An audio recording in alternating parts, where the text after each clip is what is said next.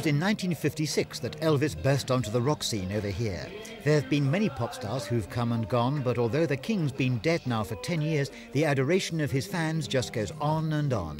And none are more loyal than his British fans, some of whom are getting in the mood today at Presley's pub in London's Tottenham Court Road before flying out on a memorial trip to his home in America on Sunday.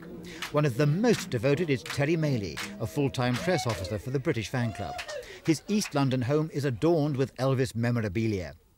Terry's uncles were all Teddy boys back in the dear dim days of the 50s. They jived to the music of Guy Mitchell, Johnny Ray and Little Richard, and then they, and under their influence Terry too, got hooked on Elvis. Elvis became part of his life, and when he died 10 years ago this month, Terry honestly believes a part of him died too. About 6 o'clock the following morning, the 17th, the telephone rang and a friend was on the other end and said, "Tell, I've got bad news." And I said, "Don't say any more, I know exactly what you're going to say. I just had a premonition." So I put the phone down and rushed into the kitchen and turned on the radio and listened to the 6:30 news, and on came the announcement.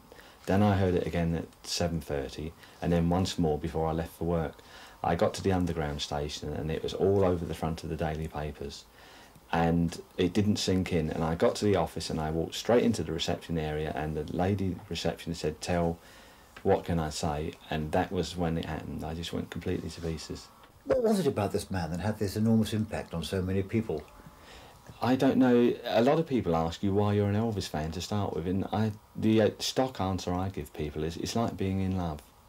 You can't say why you're in love, but you know why you're in love, and I think it's the same with being an Elvis fan. And because the music of old swivel hips, the king of rock and roll himself, is still played, his fans can still remember him with love. For them, the king is dead, and yet the king lives on. Christopher Rainbow with the Elvis Presley fans.